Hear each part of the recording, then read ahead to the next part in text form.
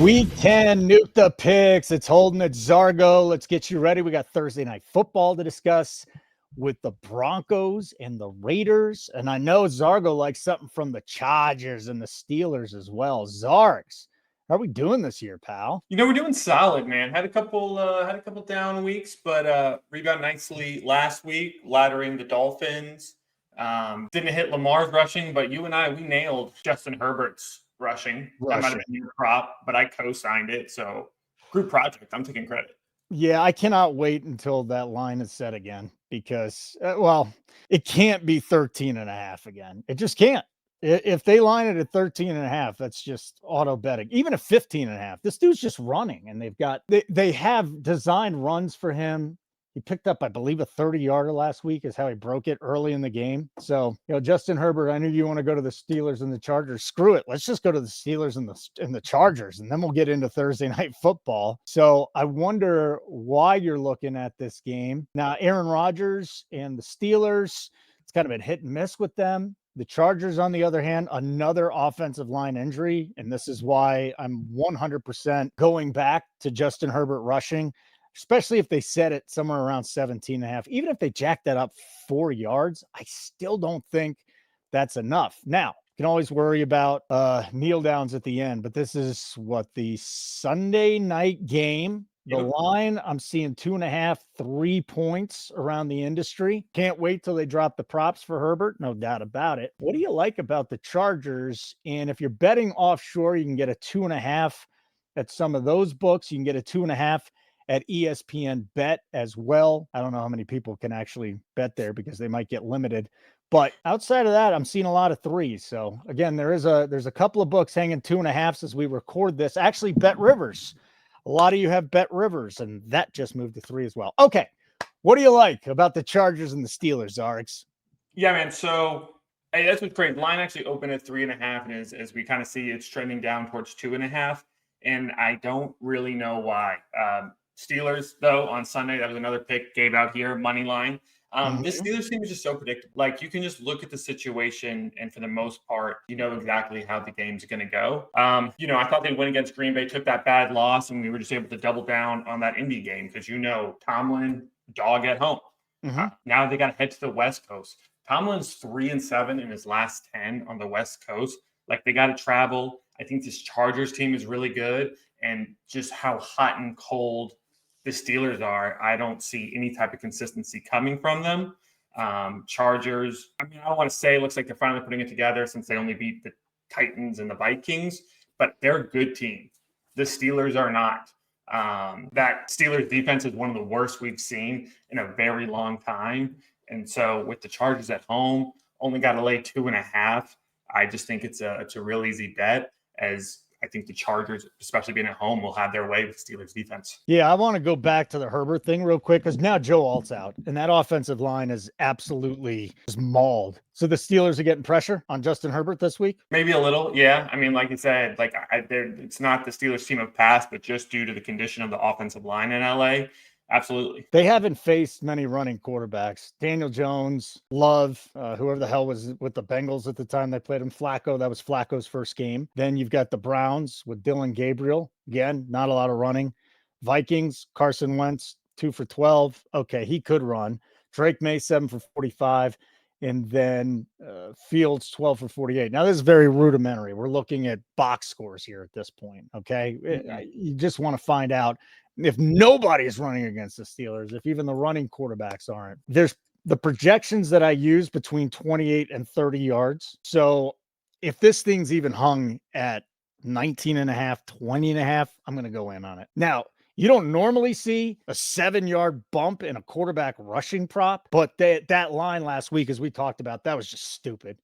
That was like, here, bet this, please bet this. And it happened. So again, once the Herbert drops, now I would think sometime Wednesday, then I think that's when you jump in and you get on Herbert. They set this thing in the upper 20s, then I'm going to stay off. But yeah. And listen, again, the projections have them higher, so maybe I should think about that. But I can't see them jacking this up like 10 yards. Just no. And as you said, no one's really run on the Steelers. Historically, Daniel Jones is a rushing quarterback. He just hasn't had to this season. That offensive line and Indianapolis is probably the best in the league. And only once has he had double-digit rushing yards. And that's not true. Once in the past 5 weeks, 6 weeks. So he's just not having to leave the pocket as he has in the past. So again, I think there's a good chance Herbert's line will stay low as, again, just no one's really run the ball. No quarterback has effectively run the ball in the Steelers. So that favors well for us, and that definitely would be a prop to target in this game.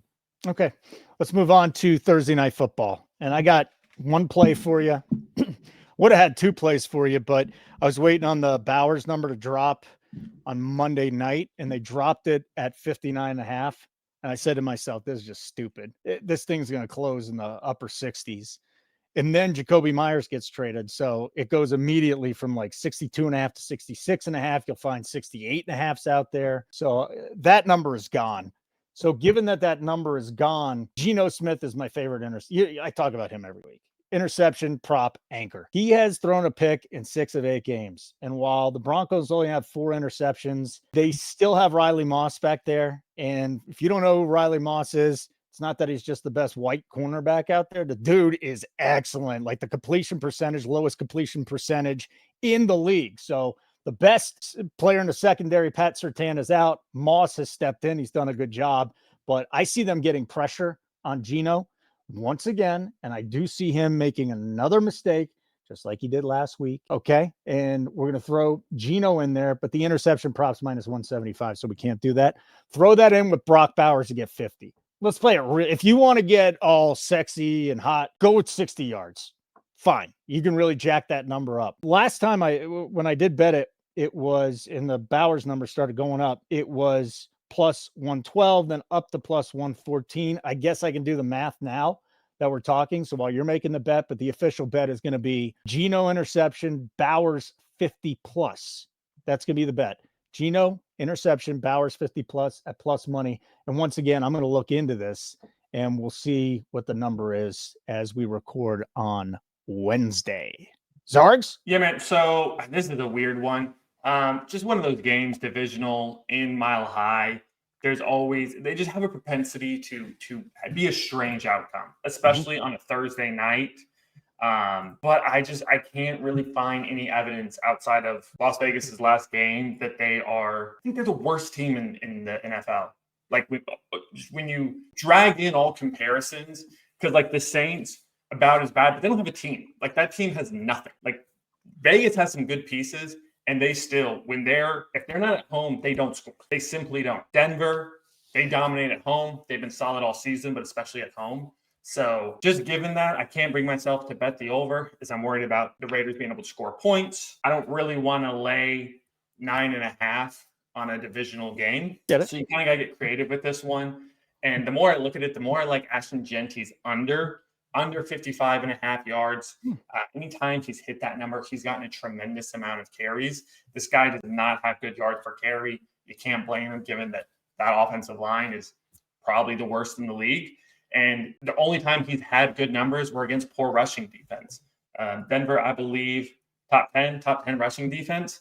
They're not going to let him move the ball. I also think Denver gets off to a quick lead, which would not allow for too much running. So just kind of putting all that into consideration, I really like his under. The other thing worth looking at is Bo Nix's passing attempts, over 32.5. Only twice this season has he not hit that number. And even the game against Cincinnati, they blew him out. He still threw 42 times. So this is the number you're not going to be sweating. I don't know if they change the script here, if it gets bad and that kind of screws us. But the game plan, regardless of the situation, type of game, score, Bo Nix is throwing the ball. So something to consider there. Love Ashton Jeanty's under. I think 32.5 is a great number for Bo Nix passing attempts. Yeah, last week I liked Dobbins a lot to get in at 57.5. It was way too low. And he closed that out on the final drive. I love Dobbins in the 50s. I love Dobbins in the 60s. They hung this number in the 70s. I can't do it. And listen, the script is probably going to be there. Harvey is more of a pass catching back at this point. He has found the end zone 3 times receiving in the last 3 games, but I'm not just going to go on that. Dobbins I'm worried about the same thing that happened to Lamar last week, right? I took the rushing prop and that game got out of hand quickly. And so there were just no opportunities. And so that's what I'd be worried about with most rushing props for Denver if this gets out of hand. there's just not going to be a need, especially if it gets ugly. Those guys could just get pulled. The one thing is the Broncos play close games. They are the best team to watch. I'm not even kidding. Like any team that they're playing, it's going to be close unless it's the Cowboys. Every single game. Let's see here. They beat the Eagles by 4. They beat the Jets by 2. They beat the Giants by 1. They blew out the Cowboys by 20. Then they just went to Houston and beat the Texans 18-15 with Davis Mills. Completely agree. And that's the only reason I'm not pulling the trigger on either side is that most of those games were away. I mean, the home game was against Dallas and the home game against the Giants. And then like Cincinnati, they won 28-3. So they score a lot at home. But we would need, and in the close games at home, the other team's also scoring. And I'm just not sure that Vegas can get that done. Okay. I like that. I like it a lot. So there's 2 other props that I'm waiting to drop right now. Rico Dowdle, right? I think at this point, if they line this guy in the low to mid 80s, even like 84.5, it is such a jump from last week. And I just talked about Herbert probably taking a jump. I think Rico at this point, we can just ladder him to 100. That's a ladder spot. And then JSN. Now, the last 2 weeks, he's been borderline on the longest reception, right? Last week, he came up a yard short. The week before, he came up a yard short from the open, but then he passed it at the close. If they hang this thing at 25.5, I'll go back in. But how is JSN not getting, at least 90 and even possibly 100? He's just the most explosive wide receiver in the game right now. And he's got to be in the mix for the offensive player of the year. Everybody was giving it to Jonathan Taylor. Finally had a tough matchup. I don't think Jonathan Taylor goes off again this week. So JSN in that offensive player of the year market. Puka's still got to be there. And I think those are the 3 guys at this point. Anybody I'm missing for offensive player of the year? And those are the 3 where it's really condensed, right? Yeah. Who am I missing? Because I don't think I'm missing anybody else. It's really a 3-man. Oh, Christian McCaffrey, 4-man race. 4-man race for offensive player of the year. I just don't know where to go at this point. He is right there, number 4, but I think there's a little bit of a drop off. I think that top 3 is a lot more strong than Christian McCaffrey. Yeah. Okay. I mean, yeah. And I don't know, maybe it's just like proxy voter fatigue. Like, I don't know.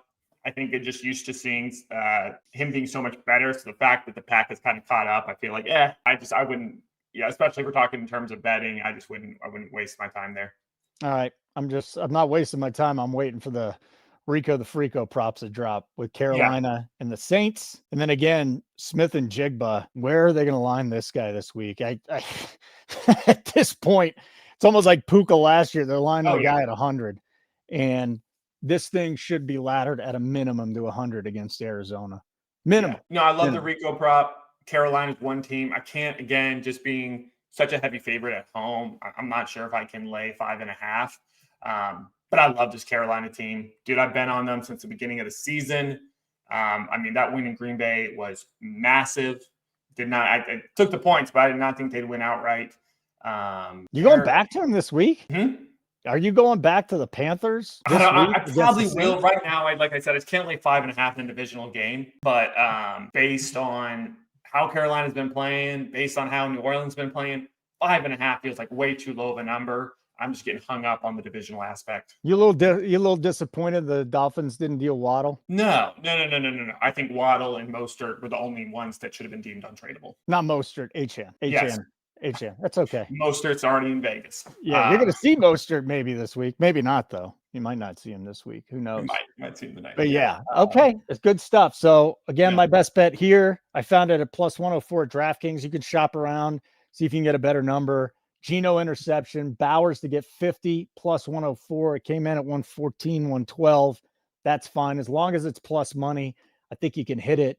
And then if you really want to get crazy, go get Bowers at a 60, throw it in with a Geno interception. You're going to get a much better number there. And I don't think it's going crazy. Again, the line opened at 60. So I don't mind if you do that. Your best bet. Give me Jeanty under 55.5 rushing yards.